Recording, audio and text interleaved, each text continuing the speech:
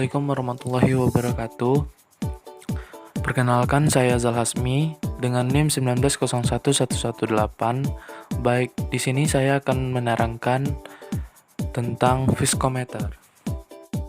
Adapun subbab yang akan kita bahas pada video kali ini adalah yang pertama tentang pengertian viskometer, yang kedua tentang macam-macam viskometer, yang ketiga rumus dan contoh-contoh soal, dan yang terakhir adalah pengaplikasian viskositas dalam kehidupan sehari-hari. Kita masuk ke pengertian viskometer.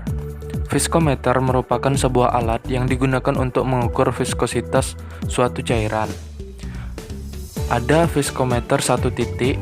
Viskometer ini bekerja pada satu titik kecepatan geser, digunakan untuk menentukan viskositas cairan Newton. Yang termasuk dalam jenis ini misalnya viskometer Oswald dan viskometer Hopler. Dan yang kedua ada viskometer banyak titik. Dengan viskometer banyak titik ini dapat dilakukan pengukuran pada beberapa kecepatan geser. Dapat juga digunakan untuk menentukan viskositas dan rheologi cairan non-Newton. Yang termasuk ke dalam viskometer ini adalah viskometer tipe Stomer dan Brookfield. Macam-macam viskometer itu ada 4, yaitu yang pertama viskometer Oswald, yang kedua viskometer Hopler, yang ketiga viskometer Cup and Bow, dan yang terakhir adalah viskometer Cone and Plate atau Brookfield. Kita masuk ke metode penentuan viskositas. Itu terdiri dari 3 metode yang berbeda.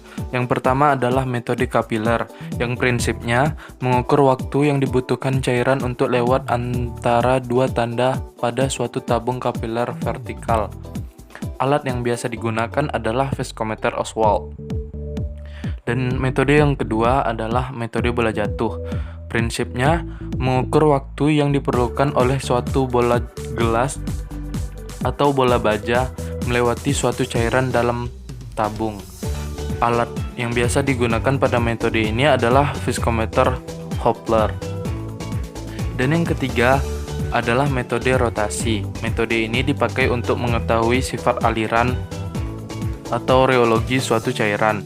Alat yang biasa digunakan adalah viskometer Cup and Bob atau viskometer Cone and Plate. Macam viskometer rotasi. Berdasarkan mekanisme mangkuk dan silinder, maka viskometer rotasi dibagi menjadi 2. Yang pertama adalah coud, yaitu mangkuk yang berputar, sedangkan silindernya diam. Contohnya adalah viskometer McMichael. Dan yang kedua adalah short, yaitu mangkuknya diam dan silindernya yang berputar. Contohnya adalah viskometer Stormer, viskometer Rotovisco, dan viskometer Brookfield. Viskometer Oswald. Viskometer ini memiliki prinsip kerja dengan mengukur kecepatan aliran suatu larutan. Jika aliran kecepatan larutan semakin melambat, maka nilai viskositas akan semakin besar. Spesifiknya adalah viskometer ini digunakan untuk mengukur jumlah cairan yang dibutuhkan untuk melewati suatu tanda pengukur yang ada pada bagian atas pipa kapiler viskometer tersebut.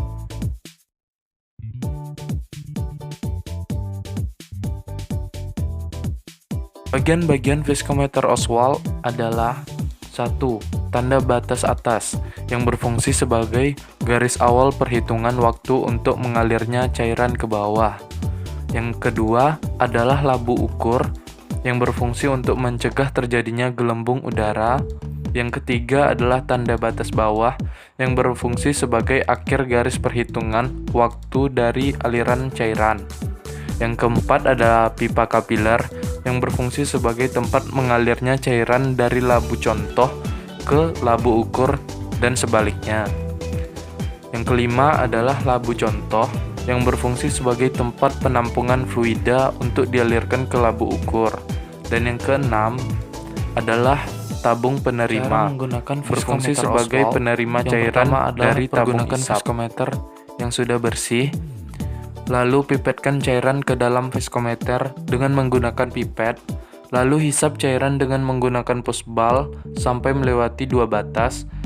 Siapkan stopwatch, kendorkan cairan sampai batas pertama, lalu mulai perhitungan. Catat hasil dan lakukan perhitungan dengan rumus. Usahakan saat melakukan perhitungan, kita menggenggam di lengan atau tangan yang tidak berisi cairan. Beberapa hal yang harus diperhatikan dalam penggunaan viskometer Oswald.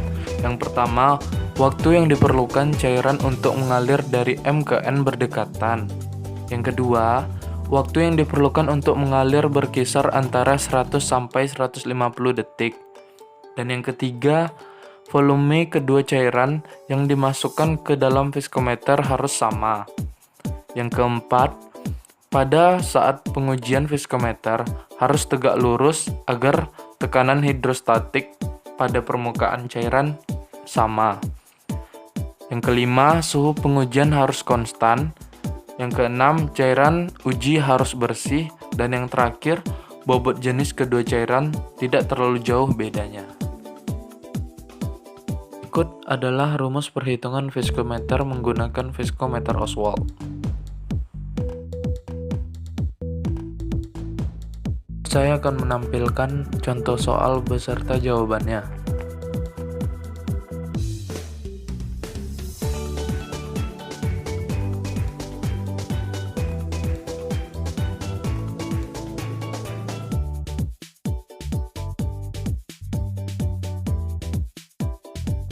Viskometer Hopler. Viskometer Hopler ini berfungsi berdasarkan hukum Stokes. Dikarenakan menerapkan hukum Stokes ini, maka kekentalan diukur dengan menggunakan benda yang dijatuhkan pada zat cair. Benda yang dijatuhkan pada alat viskometer Hopler harus memiliki ukuran yang sudah pasti. Pada viskometer Hopler, gaya gesek dan gaya gravitasi perlu dipertimbangkan untuk kepastian kekentalan zat cair yang diukur. Bagian viskometer Hopler itu yang pertama adalah steel ball yang digunakan untuk alat pengukur kekentalan. Yang kedua adalah glass tube, tempat untuk meletakkan zat cair yang akan diukur, dan steel ball yang akan dijatuhkan. Yang ketiga adalah light barrier, batasan untuk mengetahui di mana pengukuran akan dimulai dan diakhiri. Dan yang terakhir adalah pressure cell, bagian luar dari viskometer Hopler untuk melindungi zat cair yang akan diukur agar memiliki kekentalan yang tetap. Cara penggunaan viskometer Hopler itu yang pertama adalah ukur diameter bola, lalu yang kedua timbang massa bola, yang ketiga ukur panjang tabung viskometer dari batas atas hingga ke batas bawah, lalu tentukan massa jenis masing-masing cairan, ukur temperatur alat viskositas Hopler, isi tabung dengan aquades dan masukkan bola. Lalu pada saat bola di atas, stopwatch dihidupkan. Lalu pada saat bola di bawah, stopwatch dimatikan. Catat waktu bola jatuh dari batas atas hingga ke batas bawah, lalu balik tabung, lalu ulangi prosedur 3-6 sebanyak 3 kali berturut-turut pada temperatur lain dan cairan yang lain pula. Kelebihan dan kekurangan viskometer Hopler. Kelebihannya adalah viskometer Hopler mudah diterapkan, tidak memerlukan prosedur dan alat yang terlalu susah dan rumit untuk diterapkan. Dan kekurangannya adalah sulit untuk digunakan mengukur kekentalan viskositas pada zat cair yang berwarna atau tidak jernih. Sampel zat cair yang dibutuhkan juga banyak karena prosedur harus diulang sebanyak 10 kali untuk memastikan akurasi. Ini adalah rumus perhitungan viskositas menggunakan viskometer Hopler. Cup and Bob. Viskometer ini merupakan salah satu viskometer yang sering digunakan di laboratorium. Alat ini memiliki fungsi utama sebagai instrumen yang mengukur viskositas suatu fluida, juga mampu mengukur tingkat kekentalan cairan buram, cairan dengan endapan, cairan non-neutron, dengan akurat. Ciri khas dari viskometer ini adalah interiornya, yang tersusun atas dua silinder. Silinder pertama berfungsi sebagai penampung sampel, dan silinder yang kedua sebagai rotor penggerak mesin. Penggunaan viskometer cup and bob.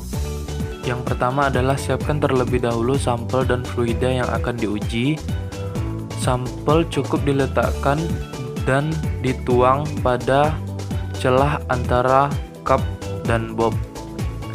Saat mesin dihidupkan, alat ini akan langsung berputar. Setelah alat berputar selama beberapa saat, tingkat viskositas sampel bisa langsung dilihat. Kelebihan dan kekurangan viskometer cup and bob.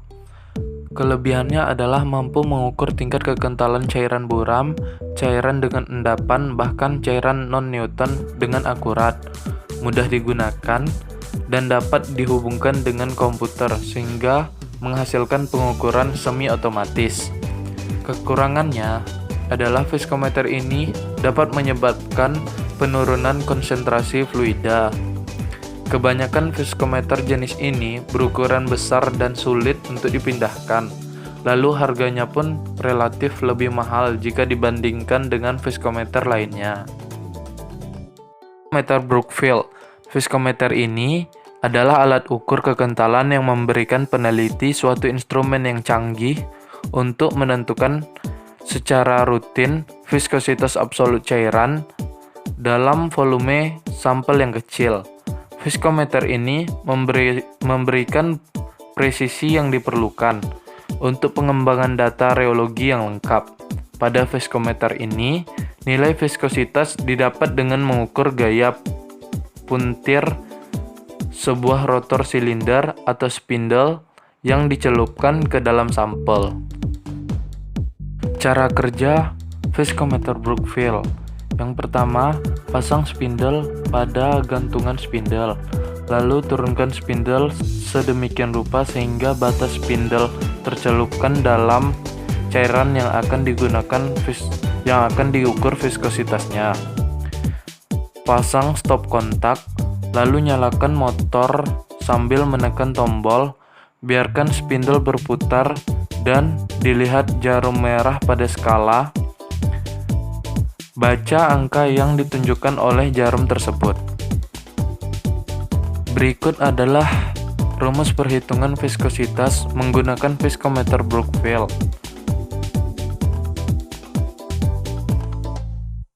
Berikut adalah pengaplikasian viskositas dalam kehidupan sehari-hari. Dalam bidang farmasi sendiri, viskositas diaplikasikan dalam pembuatan krim, suspensi, emulsi, lotion, pasta, penyalut tablet, dan lain-lain. Baiklah, cukup sekian video dari saya. Terima kasih, semoga bermanfaat.